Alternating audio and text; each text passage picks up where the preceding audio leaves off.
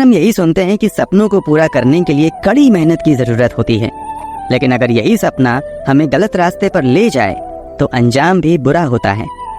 आज हम आपको एक ऐसी ही दिल दहला देने वाली सच्ची घटना के बारे में बताने जा रहे हैं, जिसे अंजाम दिया था एक ऐसे मास्टरमाइंड शख्स ने जिसका सपना था रातों रात अमीर हो जाने का। तारीख 19 जून 2011, इंदौर शहर का पॉश इलाका श्रीनगर, जहां पर एक ही परिवार में रहने वाली 3 महिलाओं की हत्या बड़ी ही बेरहमी से कर दी गई थी। ये एक ऐसी घटना थी जिसे rarest of the rare case का नाम दिया गया था। इसके साथ ही ये देश का एक ऐसा केस बना जिसमें पहली बार किसी महिला को धारा 302 के तहत दोषी ठहराया गया और उसे फांसी की सजा सुनाई गई। साथ ही इस केस में एक के बाद एक ऐसे कई खुलासे हुए जिन पर यकीन कर पाना थोड़ा मुश्किल है। आखिर कौन था वो जिसने अमीर बनने के सपने को पूरा करने के लिए एक ही परिवार की पूरी पीढ़ी को खत्म कर दिया? आखिर क्या है इस ट्रिपल मर्डर केस की पूरी कहानी और क्या कुछ हुआ है अभी तक इस पूरे केस में, ये जानेंगे हम आज के इस वीडियो में। लेकिन आगे बढ़ने से पहले अगर आप हमारे चैनल पर नए हैं और आपने अभी तक हमारे चैनल को सब्सक्राइब नहीं किया है तो जल्दी से कर लें, ताकि हमारे चैनल पर आने वाली जानकारी आप तक समय पर पहुंच सके। ये कहानी है इंदौर शहर में रहने आई 42 साल की मेघा देशपांडे की, जो एक वर्किंग वुमेन थी और वो एक MLM यानी मल्टी लेवल मार्केटिंग में काम करती थी। आपने MLM बिजनेस के बारे में तो सुना ही होगा, जिसमें बहुत सारी कंपनीज मेंबर बनाती हैं और कोई मेंबर जितने लोग जोड़ता है उतनी कमाई होती जाती है। तो हो सकता है कि मेघा ने भी इस बिजनेस के जरिए काफी पैसे कमाए होंगे। मेघा इंदौर के इस घर में अपनी 21 साल की बेटी अश्लेषा और अपनी 70 साल की मां रोहिणी के साथ रहती थी। मेघा के पति बैंक में एक मैनेजर थे और वो दूसरे शहर में रहते थे। मेघा देशपांडे का परिवार उज्जैन से कुछ ही समय पहले इस शहर में आया था और वो हंसी खुशी यहाँ रह रहे थे। इसके साथ ही मेघा को कीमती ज्वेलरी पहनने का भी बहुत शौक था, इसलिए वो अक्सर जब भी बाहर जाती थी तो वो अपने गहनों को पहनकर ही निकलती थी। एक दिन मेघा अपने इन्हीं कीमती गहनों को पहनकर एक शॉपिंग मॉल में गई। यहाँ लोगों की बहुत भीड़ थी, हर कोई मॉल में शॉपिंग करने और घूमने आया था। इसी भीड़ में मेघा की मुलाकात 23 साल की नेहा वर्मा नाम की एक लड़की से हुई। नेहा दिखने में जितनी सुंदर थी उतनी ही वो खुश मिजाज लड़की भी थी। उसे नए नए दोस्त बनाना बहुत अच्छा लगता था। इधर नेहा का रोहित नाम का एक बॉयफ्रेंड भी था जिसकी उम्र 24 साल थी। दोनों एक दूसरे से बहुत प्यार करते थे और एक दूसरे से ही शादी करना चाहते थे, लेकिन दोनों की आर्थिक स्थिति ठीक नहीं थी। नेहा के पिता एक वैन चालक थे, इसलिए घर में पैसे का अभाव रहता था। इसके साथ ही नेहा और उसके बॉयफ्रेंड की एक खास बात यह भी थी कि इनके अरमान एक जैसे ही थे। दोनों ही रातों रात अमीर होने के सपने देखते रहते थे ताकि वो आराम से अपनी जिंदगी जी सकें। इसी बीच नेहा और मेघा के बीच दोस्ती गहरी होती गई। नेहा अक्सर मेघा को कॉल करती थी, वो उसके बिजनेस के बारे में जानना चाहती थी। जब नेहा ने MLM बिजनेस के साथ जुड़ने की इच्छा जताई, 13 जून 2011 को मेघा कॉल करके नेहा को MLM बिजनेस के साथ जुड़ने को कहती हैं और उसे घर पर आने को कहती हैं। इसके बाद नेहा मेघा के घर पहुंचती हैं और फिर कुछ समय बाद वापस चली जाती हैं। इसके बाद दोपहर तक मेघा के घर पर सन्नाटा पसरा रहा। ना तो घर पर कोई दिखाई दे रहा था और ना ही किसी की आवाज आ रही थी। तभी एक महिला जो कि मेघा देशपांडे के फ्लैट के पास ही रहती थी, वो उनके घर के आगे से गुजर रही थी। उसने देखा कि मेघा देशपांडे का घर बंद था और आसपास खून के धब्बों से पैरों के निशान बने हुए थे। ये देखकर वो घबरा गई और उसने मकान मालिक को बुलाया। मकान मालिक भी तुरंत वहां पहुंच गया। इसके बाद उन्होंने मेघा देशपांडे को आवाज लगाई। काफी देर तक आवाज लगाने के बाद ना तो घर के अंदर से कोई बाहर निकला और ना ही किसी ने जवाब दिया। इसके बाद मकान मालिक ने घर की खिड़की से अंदर झांकने की कोशिश की।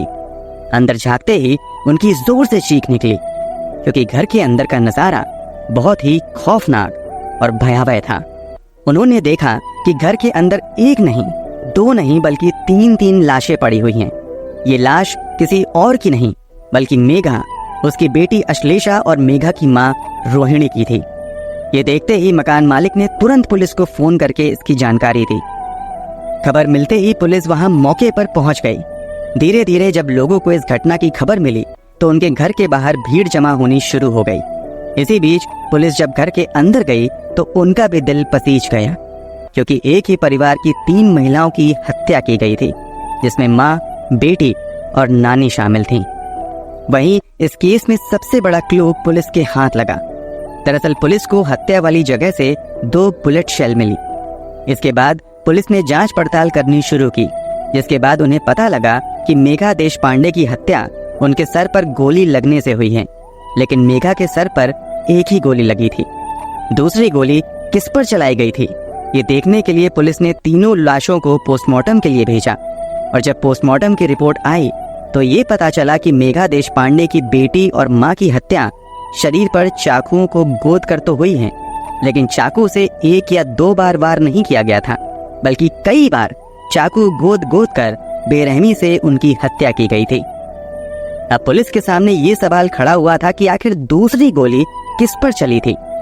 जब देशपांडे परिवार की हत्या की खबर लोगों तक पहुंची तो उनके भी रोंगटे खड़े हो गए और वे जल्द से जल्द केस को सुलझाने और आरोपियों को पकड़ने की मांग करने लगे। लोगों के बढ़ते दबाव के कारण पुलिस पर इस केस को जल्द से जल्द सुलझाने का दबाव बढ़ गया था। इसके बाद पुलिस भी हत्यारों को ढूंढने की कोशिश में जुट गई, लेकिन कहीं से भी कोई और क्लू पुलिस को नहीं मिल रहा था। जब पुलिस ने हत्या वाली जगह पर पड़े खून के धब्बों की जांच करवाई तो पता चला कि इन तीनों महिलाओं के खून के धब्बों के साथ साथ वहां पर एक और शख्स का खून भी गिरा हुआ था। जिसके बाद पुलिस को इस बात का यकीन तो हो गया था कि ये खून के धब्बे जरूर खूनी के ही हो सकते हैं। इसके लिए उन्होंने पास के ही अस्पताल में जांच शुरू कर दी कि हाल ही में किसी ने गोली लगने पर इलाज करवाया हो। एक तरफ पुलिस सबूत जुटाने में लगी थी, वहीं दूसरी ओर इस केस को लेकर पुलिस ने लूट और हत्या का मुकदमा दर्ज किया और अब और सख्ती से आरोपी की तलाश शुरू कर दी। पुलिस ने कॉल डिटेल्स निकलवानी शुरू की तो ये पता लगा कि एक नंबर से बार बार मेघा देशपांडे के पास कॉल्स आती थी और इनकी आपस में काफी देर तक फोन पर बातचीत भी होती थी। जब पुलिस ने इस नंबर की जांच की तो पता लगा ये नंबर किसी और का नहीं बल्कि नेहा का था। पुलिस को नेहा पर शक तो था, लेकिन अभी नेहा के खिलाफ उन्हें कोई भी पुख्ता सबूत नहीं मिला था। पुलिस के पास सबूत इकट्ठा करने और गुनहगार तक पहुंचने का बस एक ही रास्ता था, नेहा के बारे में पता लगाना, क्योंकि यही एक छोटा सा सबूत उन्हें मिला था जो देशपांडे परिवार के हत्यारों तक उन्हें पहुंचा सकता था। अब पुलिस ने नेहा के बारे में पता करना शुरू किया और उसकी लोकेशन को ट्रैक करने लगी। जब पुलिस को ये पता लगा कि नेहा एक एटीएम के पास है तो वो नेहा थी।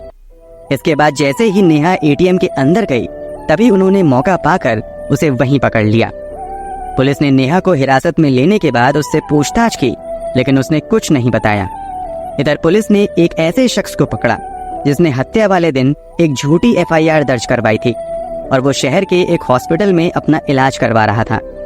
जब इस शख्स के बारे में छानबीन हुई तो पता चला कि ये कोई और नहीं बल्कि नेहा का प्रेमी राहुल था, जिसके पैर में गोली लगी हुई थी। पुलिस का शक तब यकीन में बदला जब उन्हें ये पता चला कि देशपांडे परिवार के घर पर जो खून मिला था वो राहुल का ही खून था। इसके बाद पुलिस ने सख्ती से पूछताछ करनी शुरू की और फिर दोनों ने अपने गुनाह कबूल किए। दोनों से पूछताछ करने के बाद एक के बाद एक कई राज खुलते गए।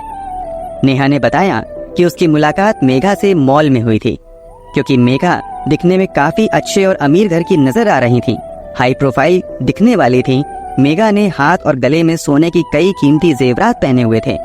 नेहा ने जब मेघा के शरीर पर इतने सारे कीमती जेवर देखे तो वो हैरान हो गई थी। तभी नेहा के दिमाग में मेघा देशपांडे के करीब जाने और उससे दोस्ती करने का ख्याल आया और वो मेघा से बातचीत करने के लिए जानबूझकर उससे जा टकराई। मेघा के हाथ में सामान था जो कि टकराने के कारण नीचे गिर गया था। नेहा ने जल्दी से सॉरी आंटी कहा और फिर सामान उठाने में मेघा की मदद करने लगी। इसी बीच उसे अच्छा मौका मिला मेघा से बात करने का। धीरे धीरे नेहा ने मेघा के साथ बात बढ़ाई ताकि वो उसके करीब जा सके। इस दौरान उसने मेघा से खूब बातें की, यहाँ तक कि वो मेघा को छोड़ने उसकी कार तक भी गई। अब नेहा को ये तो पता लग गया था कि मेघा किसी अमीर परिवार से है। मेघा को देखते ही उसके मन में ख्याल आया रातों रात अमीर बनने का, और उसने मेघा को देखते ही उसे लूटने की साजिश रची और उसे अपने जाल में फंसा लिया। इसके बाद नेहा ने अपने इस प्लान में अपने बॉयफ्रेंड राहुल को भी शामिल किया। उसने राहुल को बताया कि उसकी एक ऐसी महिला से बातचीत होती है जो बहुत रईस घर से है। उसके घर पर केवल महिलाएं ही रहती हैं। मेरी उनके साथ काफी अच्छी बातचीत भी है। ये सुनकर राहुल के दिमाग में भी यही ख्याल आया कि ये तो अच्छा मौका है कि घर में कोई आदमी नहीं है, सिर्फ महिलाएं ही हैं, तो क्यों ना लूटपाट की जाए ताकि उनकी आर्थिक तंगी सुधर सके और वो शादी के बाद आराम से रह सकें। उन्हें ज्यादा मेहनत करने की जरूरत भी नहीं पड़ेगी। इसके बाद राहुल इस साजिश की तैयारी करने लगा। वह मन ही मन मेघा के घर में लूटपाट करने की योजना बना रहा था। उसे लग रहा था कि लूटपाट के लिए वो उनकी हत्या कर देगा ताकि कोई उनके खिलाफ बोल ना पाए। लेकिन उनके पास मेघा को मारने के लिए पिस्टल नहीं थी। इसके लिए राहुल ने सहारा लिया मनोज का, क्योंकि उसके पास एक पिस्टल थी। मनोज राहुल का दोस्त था और वो उम्र में नेहा और राहुल से काफी बड़ा था।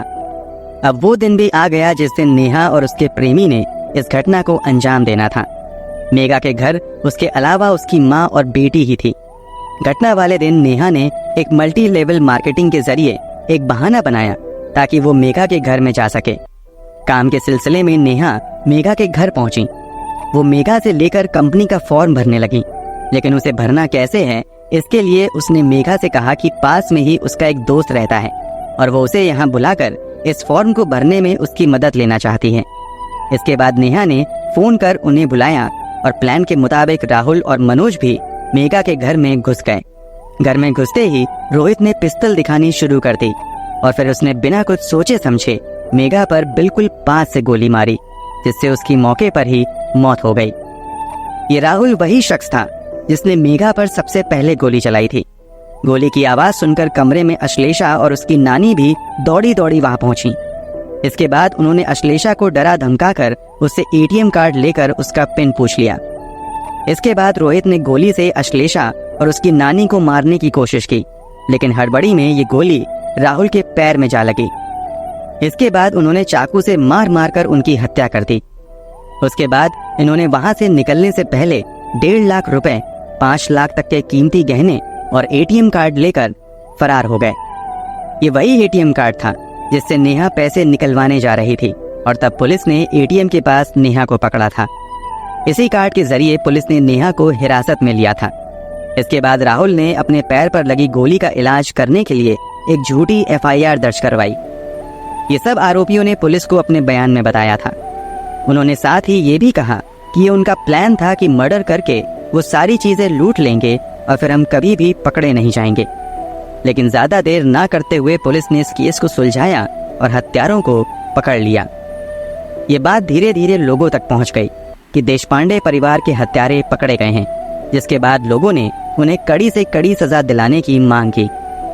दिसंबर 2013 में निचली अदालत ने इन तीनों ही आरोपियों को फांसी की सजा सुनाई थी और IPC की धारा 302 के तहत आरोपियों से मिले खून से सने कपड़े, चाकू, जूते और लूटे जेवर मौजूद किए।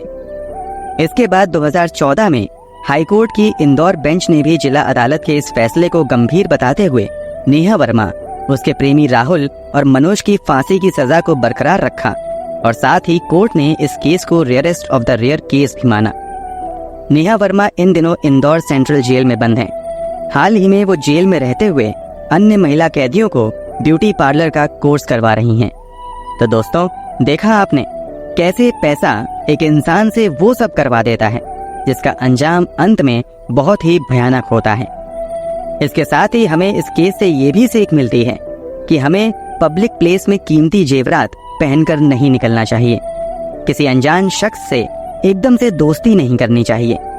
ये छोटी छोटी चीजें ही सीख लेने वाली होती हैं, जिससे हम खुद की सुरक्षा और अपने परिवार की सुरक्षा कर सकते हैं। आपको इस केस से क्या सीख मिली, हमें जरूर बताइए। इसके साथ ही दोस्तों, क्या आपको ये पता है कि इंदौर में ये पहली बार हुआ था जब कोर्ट ने किसी लड़की को फांसी की सजा सुनाई थी। आपको क्या लगता है, क्या कोर्ट ने सही फैसला लिया? क्या कोर्ट ने उन्हें सही सजा सुनाई? आपके मुताबिक आरोपियों को और कौन सी सजा मिलनी चाहिए थी? और कैसी लगी आपको ट्रिपल मर्डर केस की ये कहानी? आप हमें अपना जवाब कमेंट बॉक्स में जरूर लिखें। साथ ही ऐसी जानकारी पाने के लिए हमारे चैनल पर बने रहिए।